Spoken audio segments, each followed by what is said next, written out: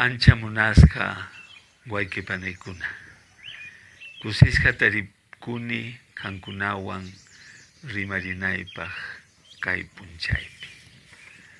Seguimos hablando sobre la teología de la liberación, un acontecimiento histórico en la Iglesia Católica, en otras iglesias y en el mundo entero. Como les decía la vez pasada, la teología de la liberación tiene sus acusadores que han tratado de denigrarla de diversas maneras.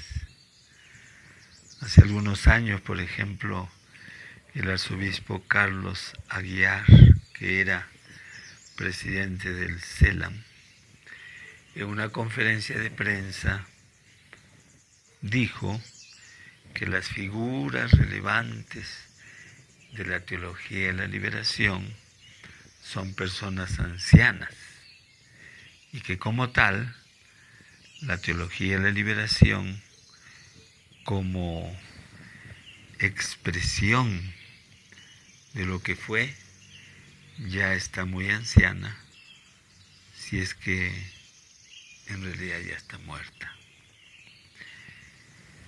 Esto nos hace pensar mucho, este tipo de afirmaciones. ¿Qué significa entonces?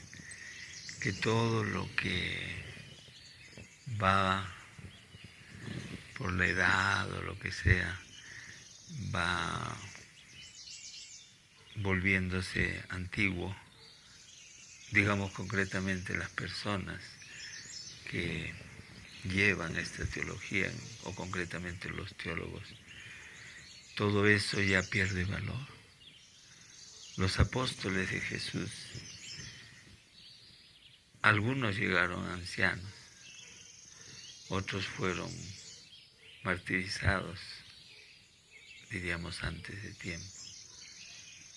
El gran Tomás de Aquino también tuvo que partir a la eternidad.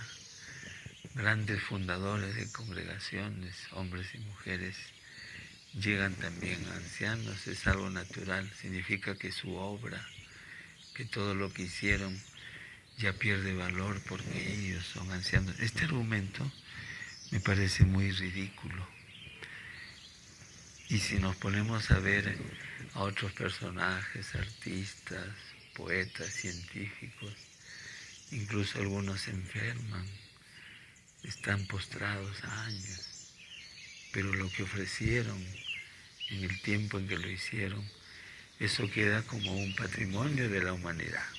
Entonces este argumento no tiene ningún sentido. Por otro lado, el sacerdote Guillermo Siles de Bolivia, también hace mucho tiempo, decía que la teología de la liberación goza de buena salud.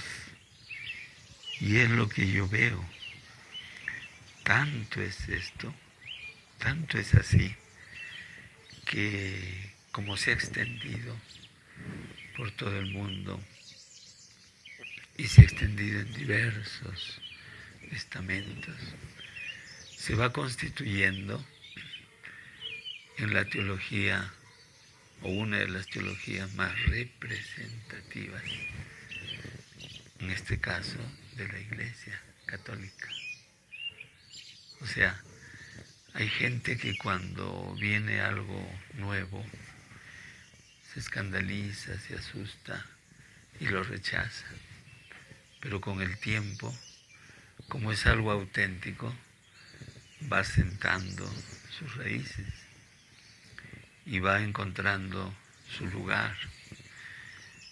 En el mismo Vaticano, en Roma, por ejemplo, si nosotros miramos los documentos de los últimos papas, de Juan Pablo II, de el Papa Benedicto XVI, del actual Papa Francisco, vemos que muchos de los hallazgos de la teología de liberación aparecen en sus escritos, aparecen en sus decires, porque ya va pues la Iglesia como recogiendo, aceptando, consumiendo, presentando todo este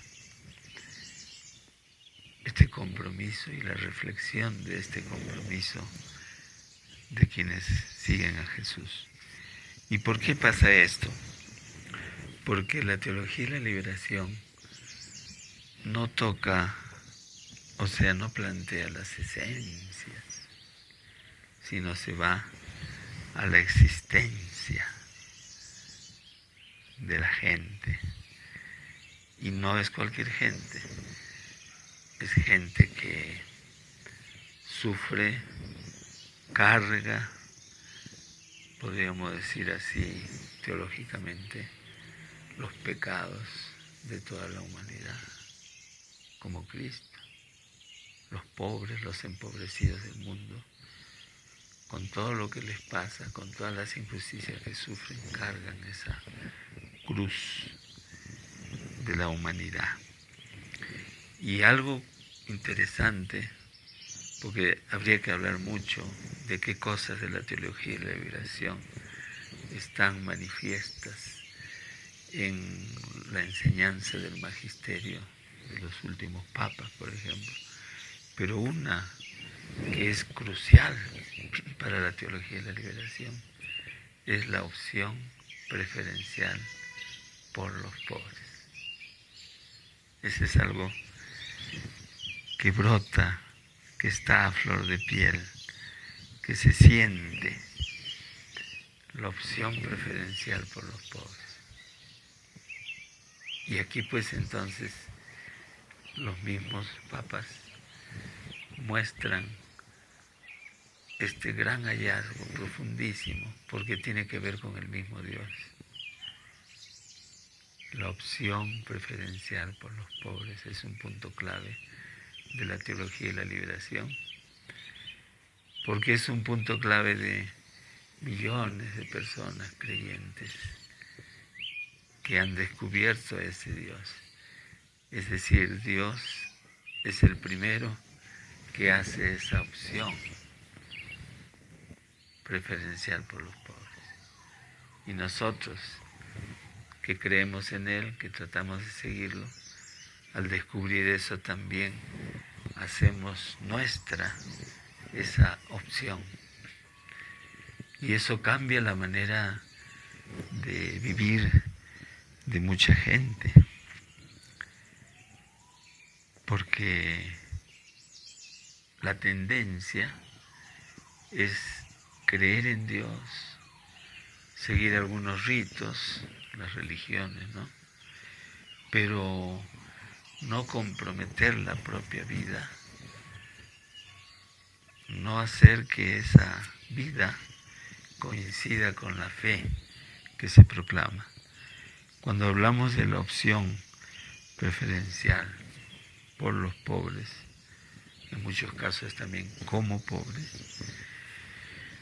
significa pues que nuestra existencia es distinta,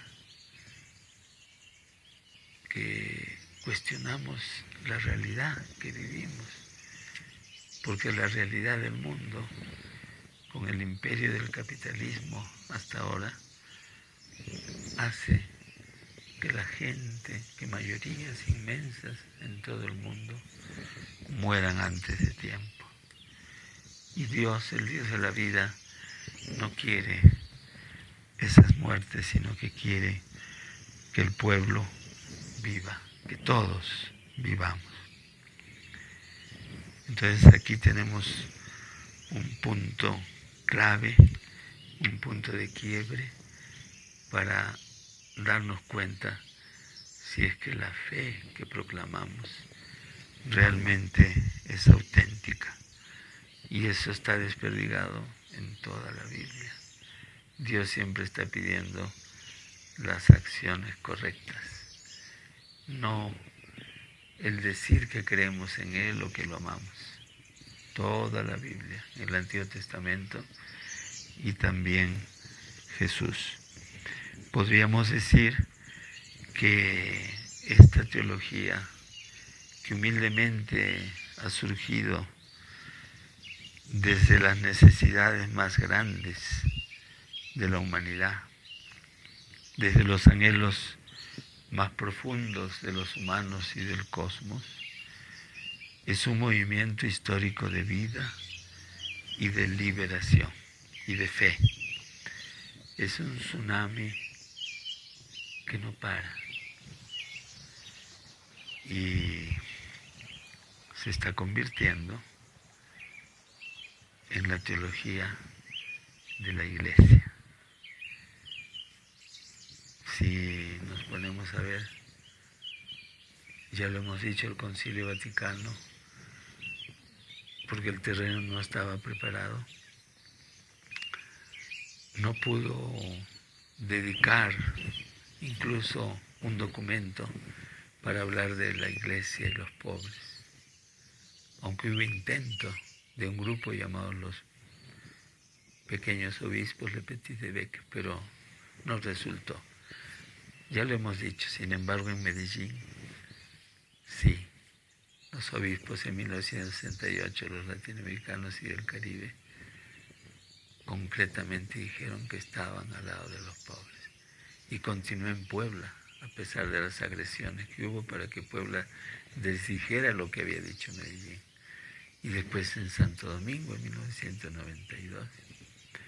Y también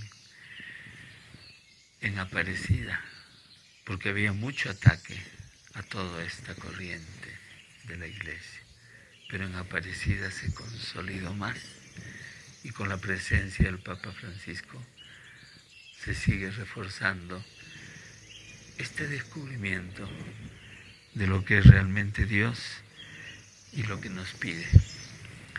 Próximamente vamos a hablar de cómo esta teología que exige o que recuerda que debemos ser auténticos en nuestra fe implica mucho sacrificio, implica muerte, porque el sistema imperante no permite que haya cambios y que haya cambios en la Iglesia. Y con esto, amigas, amigos, quiero decirles que continuamos viendo este tema, pero volviendo al Perú, quiero decir también que el hecho de que el doctor Jorge Salas Arenas, presidente del Jurado Nacional de Elecciones, el hecho de que él haya sido amenazado varias veces de muerte por grupos que se llaman de derecha, grupos en realidad terroristas, que se llama la resistencia y que puedan actuar no solo en relación a él, sino a otras personas, periodistas, políticos, y que no se les diga nada por parte de los estamentos del gobierno, es muy peligroso y tenemos que estar alertas de todo lo que está pasando, porque por un lado hay congresistas que quieren tumbar al Jurado Nacional de Elecciones para que la dictadura camuflada sea totalmente abierta, y por otro lado hay brazos, al parecer armados, que están queriendo hacer daño, en este caso nada más y nada menos, al presidente del Jurado Nacional de Elecciones. Así está el Perú. ¿Qué cosas vendrán? Interesémonos por todo lo que pasa aquí. Y con esto, amigas y amigos, con el cariño de siempre, pues les digo, Jamo Semana Cama y Kisin Cama.